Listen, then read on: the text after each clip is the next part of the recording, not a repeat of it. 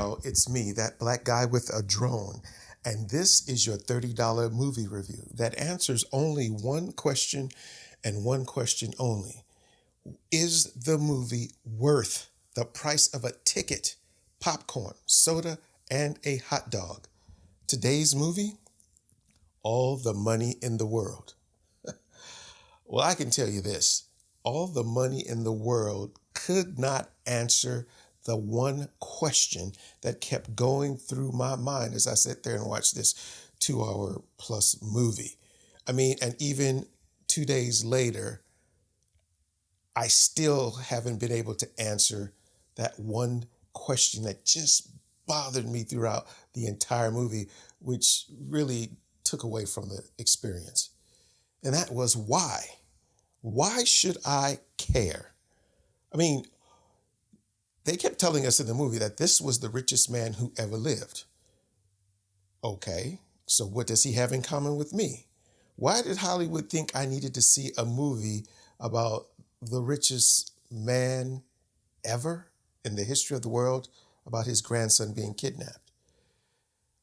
Was it for his grandson's sake? Because they really didn't develop him and he wasn't sympathetic.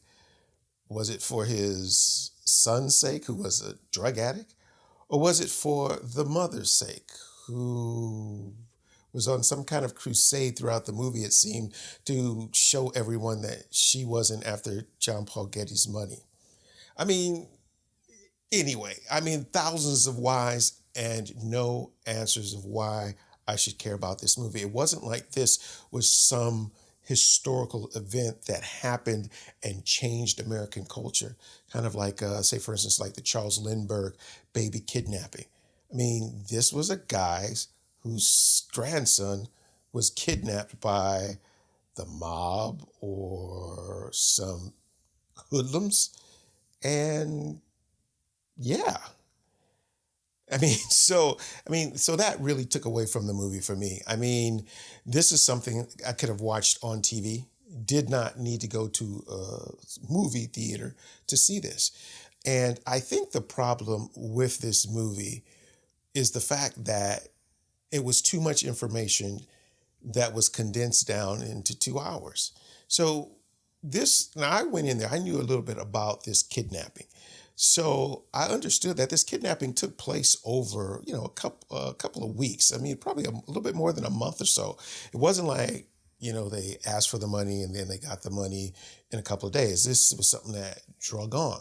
I also know that in the aftermath that there was a trial and that the grandson actually became a drug addict, went into a drug-induced stroke and wound up spending the rest of his years in a wheelchair, and that his father was a drug addict who dated a movie star and hung out with the likes of Mick Jagger. Maybe any of those would have been a compelling story to invest 2 hours in, but not this story. Now, another thing that really bothered me about the movie, and it only became apparent toward the end of the movie, and that was, I did not hate John Paul Getty. I did not like John Paul Getty. I did not hate John Paul Jr. I did not like John Paul Jr.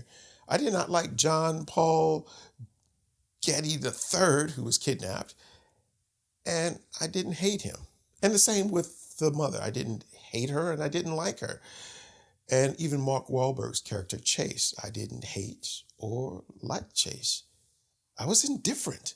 I was indifferent to each character that they followed throughout this movie. And that makes for a bad movie experience. I mean, it's one thing to go to a movie and to hate main characters or hate supporting actors. That only just means that they're doing their job really well and that, there's some kind of emotional investment, some kind of emotion that they have triggered in you, or that you really fall in love with the character. And that means that that actor has done something well and that you found some kind of commonality in which you identify and say, you know what, I like that person. In this, just indifferent. And that is not what I'm asking for when I go pay $13 to go see a movie, especially when, popcorn is like $7, hot dogs about $4.50, and a soda is even $6. You're talking about $30 to watch a movie that I didn't know why I was watching it. I didn't know why Hollywood felt that this needed to be made. And then they presented characters in such a way that I was really indifferent about the whole thing. And so when I left the theater, I felt like, okay. You know, FX.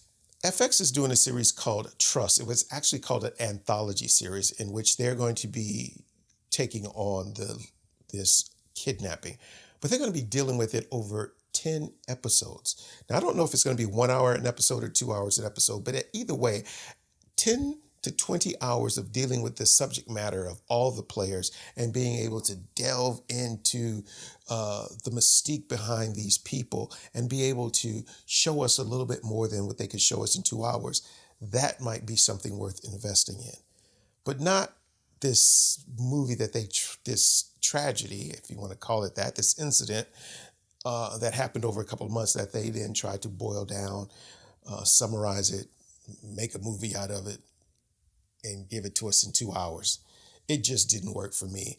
I would have been better off watching this on TV. Now, don't get me wrong, there were some good things about the movie that I did enjoy, but it wasn't enough to sustain the entire 2 hour runtime of this movie. And it definitely wasn't enough for me to feel that I got my money's worth out of watching this. I mean, that's the last thing I want to think about when I'm in a movie is that, you know what, I could have watched this on TV.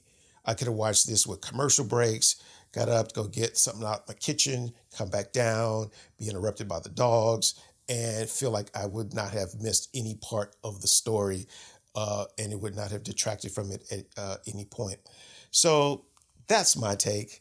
Your mileage may vary, but I just feel that this movie definitely could have just been not made, and that, they could have just let FX do their thing and show the 10 episode anthology series, which probably would give us a lot more in-depth detail about this case, which might make these characters a little bit more sympathetic. But then again, it's very hard to be sympathetic with a character or characters when one of the first lines in the movie is that we are not like you, we never will be like you, but we were once. And since they didn't explain the once, I guess that meant when the kidnapping happened that they felt they were like ordinary poor folk. I guess because everybody's poor compared to them, which is really weird because that's not a way of drawing you into the story. Anyway, that's my take. This is your $30 movie review. I'm that black guy with a drone, and I'll see you next time.